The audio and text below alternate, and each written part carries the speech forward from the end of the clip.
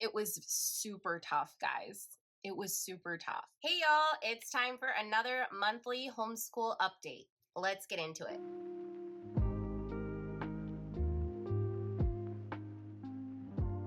First of all, welcome back to the channel. Hello friends. If you are new here, my name's Kaela. I'm a second generation homeschool mom to 4 girls.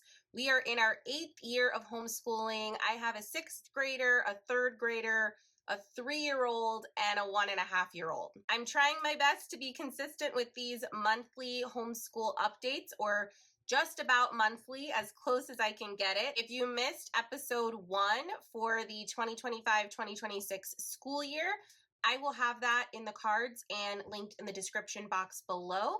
This is month number 2. So I'm going to be sharing everything that we were up to in our homeschool the latter part of September and the first half of October. And we are actually in the middle of our first break week right now as I'm filming this. This is our first break week of the school year. So we schooled for a full 8 weeks, and now we are taking a week off.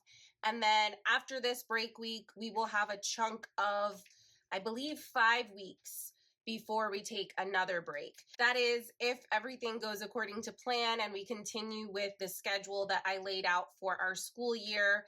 So far, so good. So far, we are sticking great to that schedule. I will say, schooling for 8 weeks straight before getting a break is pretty tough. I think I've talked about this before. For us personally, I really find that we start to burn out and tire out around week 5 or 6. We do really well for like a solid 4 to 6 weeks of keeping our momentum, our energy level. My kids are engaged. I'm engaged. We're pumped about doing our schoolwork and our lessons and assignments. But usually it kind of starts in week 4, but definitely by week 6, we start to slow down. Maybe we're losing interest. Maybe we're just feeling exhausted. The routine starts to feel a bit dry. Usually by that point, the house is a complete disaster because, and hopefully you can relate to this, if I am doing really amazing as a homeschool educator and as a parent, I'm generally not doing my best when it comes to being a great housekeeper. I just can't do all of those things at 100%. I can't do all of those really well at the same time.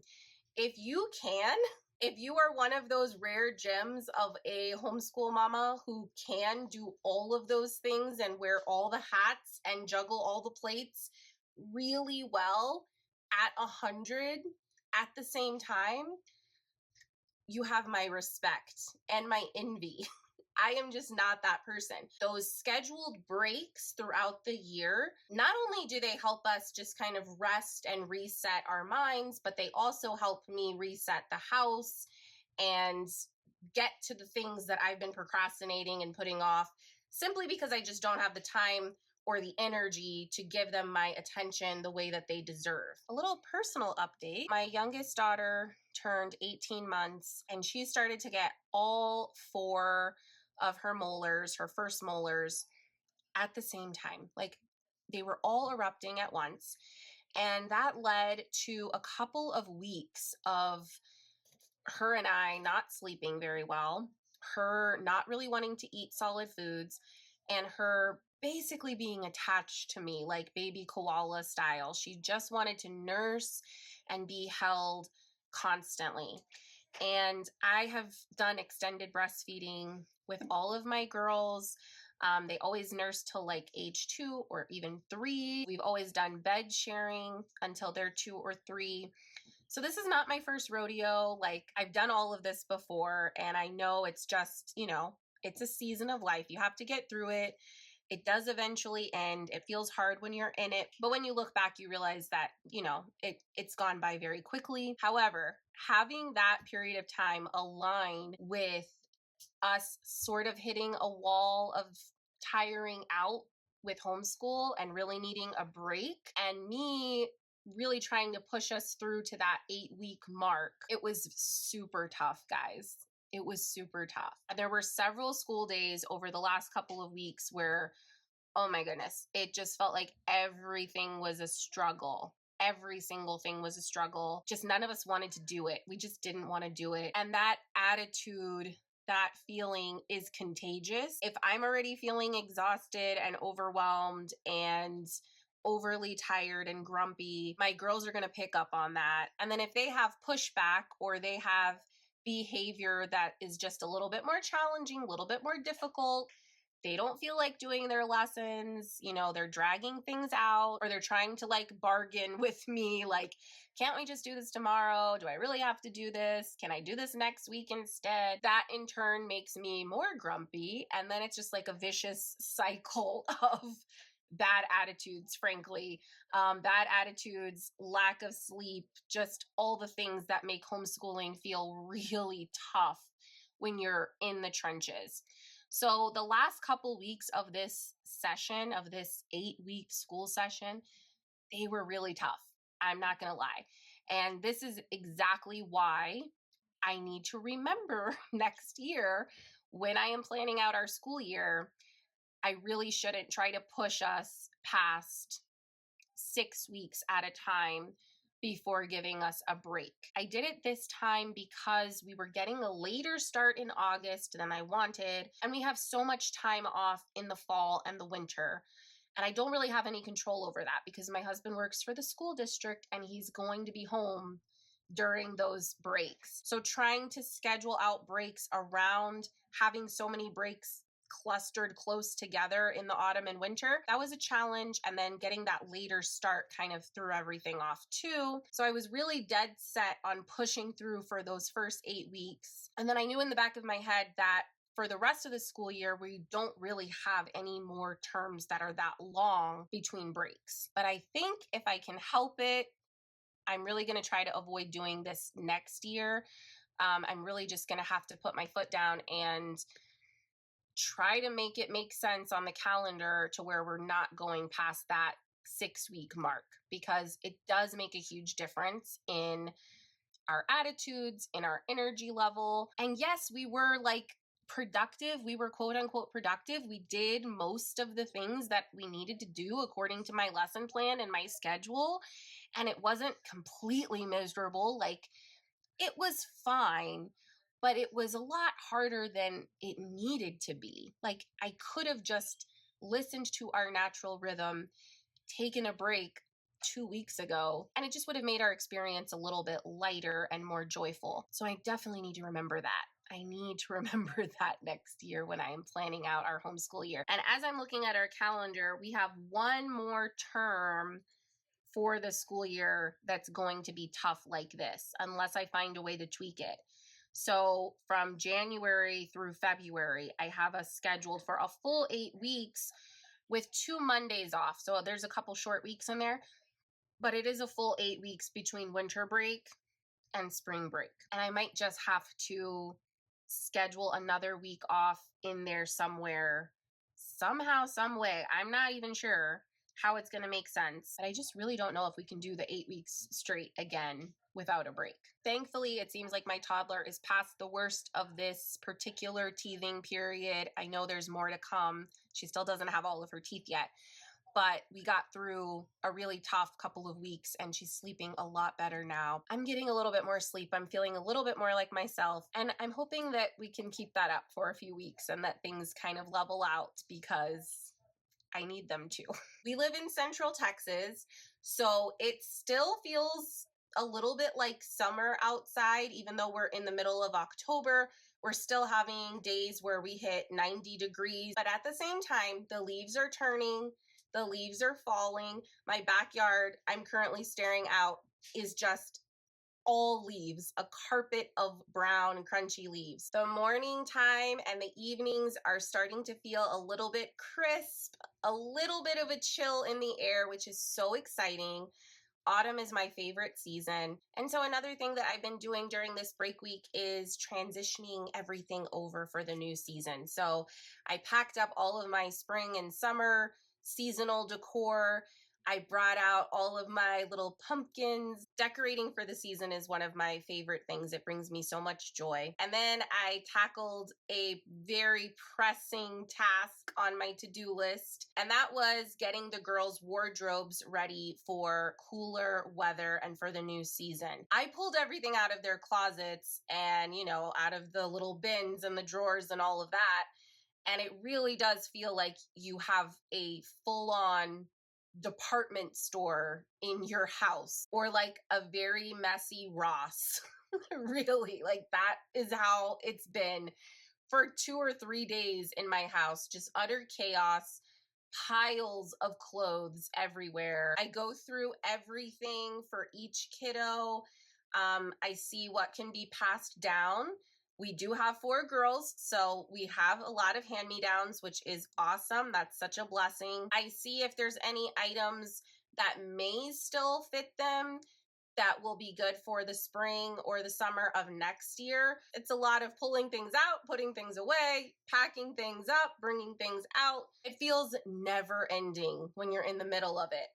And I do this at least twice a year. Like I said before, we're in Central Texas, South Central Texas, and we don't really have 4 true seasons in the way that a lot of my neighbors in more northern states may experience. So we don't need quite as many seasonal clothing items as maybe some of you who live in a place where there's like a true 4 seasons. So I can get away with switching everything over and doing a big wardrobe clean out about twice a year.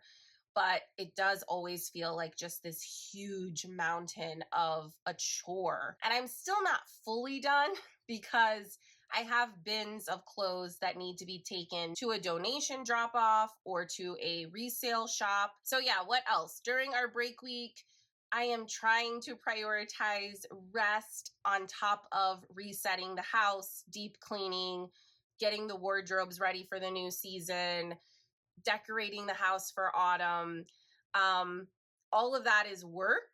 A lot of it is work I enjoy, but it is work nonetheless. So I am also trying to make time to actually sit and chill and do nothing and give my brain a break before we jump back in with our next term of homeschooling. Okay, I'm kind of going backwards here. So that's a little update on our break week, which we are still in at the moment, but let's talk about the weeks between my last update and this break. Let's start with my 6th grader. So not a ton to report. Math, Thinkwell math, still going great. Language arts, her lineup with Hearth and Story, Write by Number, Beowulf's Grammar. Am I missing anything? I think that's pretty much her whole language arts lineup. All of that's going wonderfully. In my last update, I shared that she was just about to start this book with a Hearth and Story literature guide. So this is The Giver by Lois Lowry. I read this in advance and I was a little bit nervous as to whether or not my daughter was going to like it. Well, she loved it. She absolutely loved it. I think that this is going to be a book that she remembers for a long time. It's going to be a book that we continue to talk about for years to come. We both enjoyed it so much. It brought up some really important, thought-provoking themes, some really deep conversations that were just so enjoyable. I got to see this new level of maturity in my daughter around some of these more difficult themes and concepts. It's just such a joy to be this close and this involved with your child's education and their learning experience and get to see how they grow and the people that they are becoming. It did really show me how much she's grown up and how she's really ready for some of these deeper, more impactful, but also more difficult and challenging works of literature. She really is ready for more depth in her reading, and that is very exciting for me. I'm just looking forward to sharing more literature with her. She did a full spread in her reading journal notebook. This is a notebook we have from School Nest. It's called a reading journal. I think you could also call this like a book report notebook. It really does hit a lot of the key points that you will see in a typical book report. So she did the full spread in that notebook for this. She also finished the entire literature guide with Hearth and Story, and we both really enjoyed the literature guide. This is our second novel study with Hearth and Story. And so far, we are really enjoying that component of the language arts curriculum. I'm excited to do our next one, which I will share with you in just a second what we're working on next. But yes, this was a hit. And when my daughter found out there were more books and that this was kind of a series, I don't know if you can call it a real series because the books are not like in chronological order and they're not following the same characters, but it is a collection of stories that are centered and grounded in the same world, in the same universe. She got really excited about that, and she quickly found the next book, which is Gathering Blue, I believe. So she's actually reading that now. She's just reading it in her spare time. We're not doing anything academic with that book, but she's really enjoying this whole world that Lois Lowry has come up with. We also, as part of this literature unit, watched the movie. I believe it's like a 2014 or 2012 movie. We decided to just make it a family movie night. The movie is quite different than the book. Shocker. And we really like the book a lot better than the movie. Also, shocker. But I still think the movie is well done and it was fun to watch it as a family. Okay, so currently, my sixth grader has a lot of books that she is juggling. So she is currently reading A Wrinkle in Time by Madeline Leongle. Oh gosh, I know I'm butchering that. I need to catch up and listen to the audiobook of this like on double speed so that I know what she's talking about because I currently do not, but she's liking it. She also is reading another Royal Diaries book. So I shared one of these in our last monthly updates. I went ahead and got her a second one. This is Elizabeth I, Red Rose of the House of Tudor. It's set in England in 1544, and these are written like a diary. So you're literally just reading diary entries. She really liked the Eleanor of Aquitaine one. She's also really liking this one. So we're going to keep adding these. It's a great way to bring in some review for things that we've learned in our group history lessons because we have covered medieval times and the Renaissance. And then our next novel study. This is The Last Map Maker by Christina Soon-Tornved. And I'm sure I'm saying the name wrong. This is another Hearth and Story novel study. This is also from level 5. So from the 5th grade level, just like The Giver. We are doing these out of order. So this is our third book from level 5. I think there's a total of 4 from level 5. So we're getting closer to catching up and being able to start the level 6 novels. As I did with The Giver, I am listening to this ahead of her so that I just know everything that's coming up. I can discuss it with her. I can be prepared for anything that happens that we might need to talk about. I'm almost finished with this on Libby, just listening to the audiobook version, and I really like it. There's a lot of funny moments, humorous moments, but also I really think, again, we're seeing some deeper themes and some thought-provoking messages. It's making you think about morality. It's making you think about who are bad people, who are criminals, who are good people, who are heroes. There's also a theme of financial inequality throughout the entire book. And the main character, Sai, is really trying to fight to claim a spot in this world where she feels like just about everything is against her. Nothing is in her favor. And in order to get where she wants to get in life, she chooses to do a lot of dishonest things.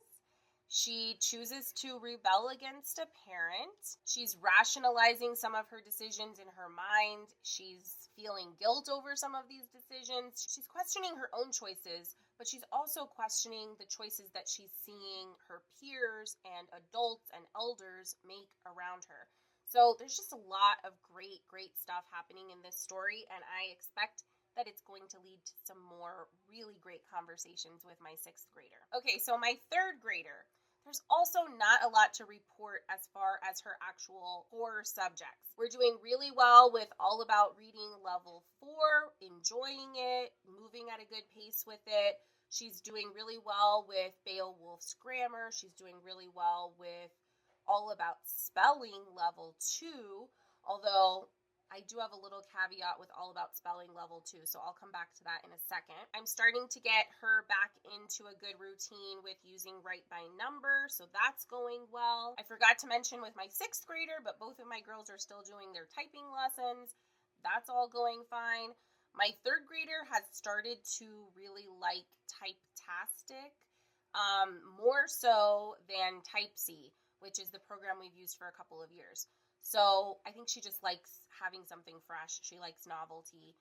So she's been leaning more towards using Typetastic, but it's going well, so I don't have any complaints there. So back to All About Spelling level 2, I've noticed a really big leap of growth with my third grader. I think a lot of kids make this leap around third grade where things are just clicking for them and they're finding it a bit easier. Definitely not all kids, but I did see a similar transition with my oldest. There was a period of time where I was really worried, like, are these language arts concepts gonna click with her? Is she gonna have that moment where she gets it? And then suddenly she did. And that same exact thing is happening with my second daughter now, around the same age. In third grade, we're starting to see that transition from learning to read to now reading to learn. So now we're focusing more on vocabulary, we're focusing more on comprehension, we're focusing more on analyzing the plot, analyzing the characters, getting more from the content itself versus building the skills to understand the content at all. So it's really exciting to see her sort of coming into her own with reading and writing and spelling. But the flip side of that is I'm not really sure that we need to continue with All About Spelling. We're about halfway done with it, so part of me just feels like might as well finish it. I haven't made any decisions yet. I don't know if it's worth it to just stick it out and continue with All About Spelling. The other aspect that may play into this decision is Hearth and Story is starting to release the different components of their third grade level. I already have the third grade writing. We just started lesson 1 right before we went on our break. So we're going to be revisiting this in the next week. But they have writing out for third grade, and I know that the rest of it is coming pretty quickly. So I expect to see third grade literature. I expect to see third grade spelling and grammar and poetry relatively soon in the next couple of months. So I'm considering starting the transition with my third grader of using more Hearth and Story. And I think it's kind of good timing. We're on the last level of All About Reading, so that phase of her education is coming to an end regardless. And with spelling, like I said, she's had this big leap, this big breakthrough where things are starting to click.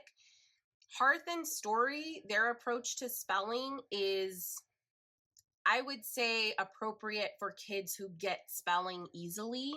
It's not going to be enough for kids who really struggle with spelling, who need a lot of practice and review and breaking words into different chunks. For that, All About Spelling is the way to go. I'm just not convinced that she needs that much in-depth study for spelling anymore. She definitely benefited from it. She definitely needed it before, but I just feel like it's done its job, and it might be okay to transition her to a spelling program like Hearth and Story, which, if the third grade level is anything like level 5, it's really just going to be a spelling list every week with grade level appropriate words that they're practicing in multiple ways for the duration of a week.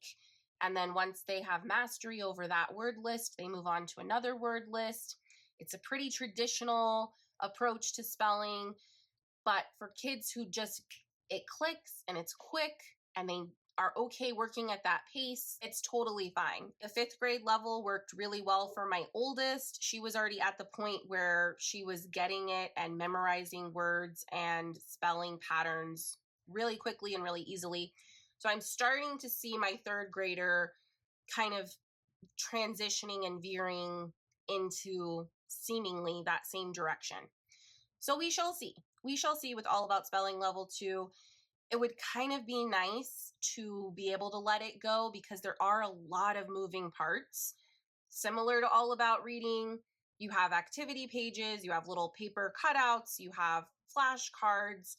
It's a lot of things going on, and if it's not necessary, it would be nice to let that go from our schedule, from a time standpoint, but also letting it go off of our shelves from a space standpoint. Okay, what my 3rd grader has been reading. She read Flora and Ulysses. This was one of the books I gifted to her at the start of the year. I really thought she was gonna like this more than she did. She finished it, so she liked it enough to finish it. But she also told me, she was like, Mom, she just didn't love it. It wasn't her favorite. So finished, but didn't really like. She read all 4, but I only have 3 because she lost one of them apparently. But she read all 4 of the Hotel Flamingo book series. If you're not familiar, the Hotel Flamingo series are just the cutest. They are books that feature animal characters running a hotel, staying as guests in a hotel. There's all sorts of silly shenanigans and just ridiculous situations and problems that need to be solved. These were books that my oldest daughter really liked when she was about this same age, like 2nd, 3rd grade, 4th grade. And they had been sitting on our shelf. And my 3rd grader was like, Mom, what do I read next? And I looked through our shelf and I just kind of quickly scanned, okay, what is age appropriate? What has she not read yet? And I'm honestly shocked that she hasn't read these yet, but she loved them. She devoured them. I think she read all 4 books in a week and a half or 2 weeks. So she was a huge fan of these. And then the last thing that she is currently reading, this is a book that we've actually done as a family read aloud before, but I think she was in like kindergarten or 1st grade, so she doesn't really remember it. And she's at the age where she can read it independently now. She is starting the Heartwood Hotel series, which I'm so excited about. I love this series so much. It's cute, it's charming, it's sweet. But my favorite thing about this series is that the books are assigned seasonally. So you start off in autumn, you have a winter book, a spring book, and a summer book. And they just released book 5, which is another autumn book. And I have it, and I'm very excited about this. So I'm starting her off with this series. It is autumn right now. She's going to be starting with book 1, and my goal is for her to work her way through the entire series over her 3rd grade year with some books in between because, you know, you have to space them out according to the season. You just have to. So she is about a little less than halfway through with Heartwood Hotel, A True Home.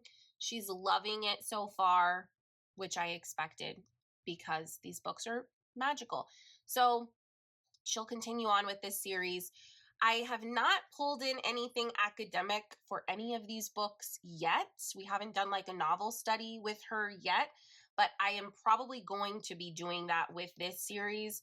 And I will show you another novel study that I have for her as well. I think with the Heartwood Hotel series, I'm going to be using the novel units from Lit House Learning. And I have some supplementary little activities that I found online that I remember us doing with this book before. So I might print those out again. I need to go through my files and see what I have. But this is what she's reading right now. Another novel study that we have not started yet, but I just got this from Watson Family Press, and it is massive, guys. Huge. I have no idea. I have no idea how we're going to do this, but I'm excited to try these out. So this is the Little Readers Clubhouse, and this is the unit for the Secret Garden. So this is from Let's Play School. Let's Play School offers a bunch of different resources, and I have not even begun to go through everything that she has on her website. But one of the things that she offers is she has a ton of book explorer guides, and so this is one of them. She has lots of guides for classic literature. She also has guides for contemporary literature. So I actually brought my daughter over to look at the web page, and I was just like, hey, do you want to read any of these books? Do any of these look appealing to you? And she chose The Secret Garden. I think I may have read this one growing up. I honestly don't remember it that much, and I don't know if my memories that I do have are from the book or the movie that I saw. I'm not sure, but I'm excited to do this with her. If nothing else, just to try out these guides from Let's Play School because they look so beautifully done. So we haven't started this yet. I will have more information for you guys. Maybe I'll do a flip through of this, and I will hopefully talk about it in our next update, or maybe the update after that, when we're actually using it. One other new thing that I actually got one of these for both of my girls, and my oldest was just like, no, I don't want to do that. So I think Ashley from Crazy Brave Homeschool shared that she was doing this with her daughter, and I believe her daughter is in like 3rd grade or 4th grade, around the same age as my second daughter. And it just looked so cute. So I went ahead and picked this up. This is from Amazon. I'll have everything linked in the description box for you. It's a mom and me mother-daughter keepsake journal. Look at the cover. It's so cute, and it has like different textures. So there's a matte, kind of soft suede feel, and then there's these shiny parts. It's just really nice quality. I love the rounded corners too. So this is meant to be passed back and forth, or you can sit down and do some of the writing prompts together. We've already started this, so I won't show you what we've done, but I will show you a blank page. So it has prompts like this where it will say, Dear Mom on one side and Dear Daughter on the other. And it also has like little activities where you can do doodles, or you can just jot down, like little notes to each other. It's really sweet. It's really cute. She's definitely my most like sentimental child. So this really appealed to her, having something that was special for just her and I. And we've really been enjoying doing this together. I don't have this in our schedule. It's just kind of something that we do sporadically. Sometimes she'll leave this book on my desk or on my nightstand if she's written something and she wants me to respond. And then I'll write in it and I'll put it on her bed or her desk. We just kind of pass it back and forth. It's not really something that we're sitting down and doing for homeschool, but it's still sweet. And thank you so much, Ashley, for sharing this because we're really liking it. Let me share with you guys where we are with our world geography. We are in the Americas right now. So far, we have covered from North America, the United States, Canada, and Greenland. When we come back from our break next week, we will be going into Mexico, then the Caribbean, then Central America, and then eventually South America. Those will be kind of the next few weeks. But the main countries that we focused on in the previous month were the United States and Canada, the landforms, the habitats, the animals. But I'm also doing geography from a human standpoint, from a cultural study standpoint. So we're learning about the peoples of these places. And obviously we live in the United States, so a lot of this content is not new for us, but I still think it's important to see the diversity of the United States, to see experiences that are different from ours. And I also wanted to talk about the people that were here first. In the United States, we may refer to those people as the indigenous people or the Native Americans. We learned that in Canada, they typically call them First Nations peoples. We are pulling resources and map work and activity pages from Layers of Learning. I'm pulling some of the literature and suggested books from Layers of Learning, but I'm also filling in and sourcing my own literature, especially picture books. I did find that some of the books that were suggested for these countries in Layers of Learning, it's not that they were necessarily bad choices, but they just kind of fell a little flat and they weren't quite as inclusive and diverse as I would want. So I did end up finding a lot of books on my own. One amazing resource that I highly suggest using is Stories of Color. Stories of Color is founded and ran by this amazing homeschool mama. I believe her name is Nicole. I've chatted with her quite a bit on Instagram. I love everything that she shares. And she's created this amazing database online where you can go and search for picture books, novels, fiction, nonfiction, all of the things, all the different types of books for regions, for specific cultures, for specific eras in history. And she focuses on sharing literature that is more diverse and representative of lots of different voices. I love the work that she's done. I actually want to use more resources that she's created in our homeschool in the future. But as of right now, her book lists have been a wonderful resource for me as I'm planning our geography units and lessons. I don't have everything that we've read for Canada and the US and also for Greenland because I did use YouTube read aloud videos for a lot of these. So I will show you guys on the screen the books that we did as picture book read alouds using YouTube. But here's the stack that I do have. So this book, A Place Called America, by Jennifer Thermes or Thermes. This book is awesome. This is my copy from the library, but I am planning on purchasing this book because I love it so much. I'm a history buff, so I have to really hold myself back from bringing in a full US history course. We do not have the time for that. We don't have the bandwidth for that this year. We will get there when we get there. I have to keep telling myself this. But if you want a very broad overview of American history that's gentle enough for elementary age kids, that really just gives you the big picture, this book is that. It's perfect for that. So this was our main resource for bringing in just a little bit of historical context. We will do a full in-depth American history course either next year or the year after that. We don't have time for that this year, but this was perfect at just getting some of that background knowledge built and doing a big picture overview of how this country came to be, how this continent came to be populated, how people were brought over here against their will, and also how people have chosen to come here over the years. So we really, really loved this. Another resource that I have specifically for the United States is All About Us. This is by Matt Lamoth.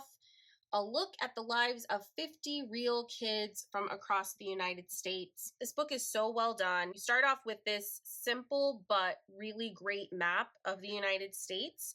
It has page numbers for each state so that you can find the child who lives there. And then you have a different visual table of contents where you see pictures of the kids themselves and the state that they live in. The illustrations in this book are really beautiful.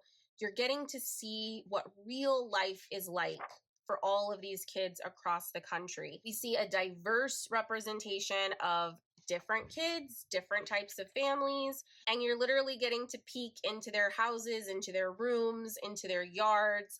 It's just so cool. I love the artwork. I love the writing. Each child gets just a couple paragraphs. It's kind of a very quick, concise look at basic aspects of their life, what their life is like. In the back, you have the real photos of all of the kids, which is very cool. He shares the process of making this book. And then we have a whole section for demographics, which was really helpful because this was one of the things that we did in our notebooks, which I will show you. One of the printables from Layers of Learning asks that the kids fill in some of this information for each country. So this book really came in handy. Obviously, our main spine books that I have shared in our previous update also have some information like this, some demographics. But I really liked this visual. We did not read it in its entirety. We were only covering the United States for 2 weeks, and I had more to read than I had hours in the day. But I know that we'll get a lot of use out of this book over the years, and we'll definitely be pulling it down off of our shelves again. We Are the United States. So this is actually a companion book to a really, really popular book. I think it's just called The 50 States. I need to get my hands on that one. I didn't realize that they were kind of a set that play nicely together until after I bought this. This says, meet the people who live, work, and play across the USA. And it's an infographic book. So each page spread is going to feature a different state. They are in alphabetical order, and it's going to tell you a lot of different facts about the states. I do appreciate that it focuses on indigenous peoples and tribes from each state. There's also diverse representation of different cultures and ethnicities, different landmarks and tourist spots in each state, a little bit of history, just anything that's interesting about each of the states is in here. But I know that the companion book has different facts and features different people, so I kind of feel like I need to own both of them, and I just don't have my hands on the other one yet. It's also going to feature different celebrities and politicians and just sort of well-known people or people of interest who were born in each state or who are from each state. So yeah, this was really cool. Again, this is not a book that we read in its entirety. It's way too much information to cover in just a couple weeks. But I foresee that we will pull this down off of the shelf again and again. I'm planning on doing more thorough state studies in the future when we get into US history. So this will probably be a resource that we use more then. Okay, next up, I have Explore America's National Parks by Hannah Bailey and Krista Longloy. This is such a pretty book, and I've had it for years, and it was nice to be able to get some use out of it because this is definitely one of the books that I bought because it was pretty, and we haven't really actually cracked it open and used it all that much. So we did this time. Layers of Learning does call for you to study the United States National Parks, so I incorporated that into our lessons. We watched videos about how the national parks were started, like the history behind the national parks. We also watched video footage that showed just the beauty of the national parks. That was really cool. And then we also read some of this book, not all of it. This book does not have every single national park in it, but it does feature a lot of them. The illustrations are really pretty, and it just has, you know, some facts about the wildlife, the flora and fauna, some of the really amazing and beautiful geographic elements of each of these parks. And it does go region by region. So yeah, this is really cool. It was fun to tie this in to our US study. And again, this is probably a book that we're going to be pulling down over and over every time we come back to the US, whether it's in the context of history or in the context of geography. After the United States, getting into Canada, we read a ton of picture books. So we used all of our main spine books that I've already shared to read nonfiction content about Canada. But in addition to that, we also brought in lots and lots of picture books. So we read Carson Across Canada, or Carson Crosses Canada. I'll put a picture here. This was a YouTube read aloud. A lot of these that I don't have the physical copy are books that we did on YouTube. This was one of the books that was suggested by Layers of Learning, and it was my least favorite book that we read for Canada. So there's that. The rest of these I sourced from Stories of Color or just other online lists. Maple Syrup Season. This book's actually set in the US. I think it's like in Vermont or Maine, but it's very much applicable to what they do in Canada as well. So we brought it in. It was a very sweet book. I brought in lots of picture books that focused on the Indigenous or First Nations people, their experience and their cultures. So we had Sky Sisters, Skating Wild on the Inland Sea, Bird Song, Still This Love Goes On, Nemo Sham and His Bus, and Berry Magic. And then we also did Greenland at the same time. There's definite debate over whether or not Greenland is an official country. That was really interesting and made for a fascinating topic of conversation with my girls. We analyzed the differences between a country and a territory, and we looked at some of the things that have happened for the United States and for Canada to be countries, and how that is similar or different to what Greenland has tried to do to gain its own sovereignty as a country. And then, of course, we talked about the Indigenous people of Greenland. We read Whale Snow in My Anana's Amauti. This is a really sweet, like, baby book, and we still loved it, even though my girls are too old for a book like this. It's just very cute and sweet. The Very Last First Time and The Pencil, which is a really funny, cute book about siblings who are sharing one pencil in their igloo home. We were able to read about a lot of contemporary kids who live in these places with some of our spine books that I shared in the previous episode, like This Is My World and Where We Live. So that's always great. We also used a ton of videos for Canada and Greenland to look at the wildlife, to look at the physical geography, to learn a little bit of the history of these countries, and also to learn about the modern day cultures and lifestyles of people that live in Canada and in Greenland. So overall, world geography is still going really beautifully. It is one of my favorite things that we're doing. I am really putting my heart and soul into it. I'm sure I'm not doing it perfectly. There's definitely still stuff that we are missing, but we're just really enjoying it. It's a subject that I'm very passionate about, and I'm having so much fun putting these lessons together, sourcing videos, sourcing literature. Layers of Learning has been a fantastic guide to get me started. It's a great jumping off point. They do have links for videos in Layers of Learning. I would say 80% of the videos that they have are great and we end up using them.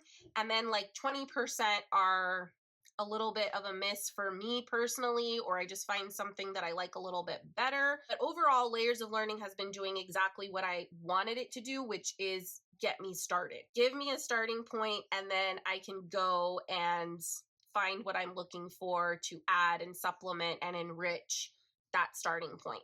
So far, it's going really, really well. And here is a quick little notebooking update for y'all, trying to pick up where I left off in the last video so that you can see. I hope this is helpful.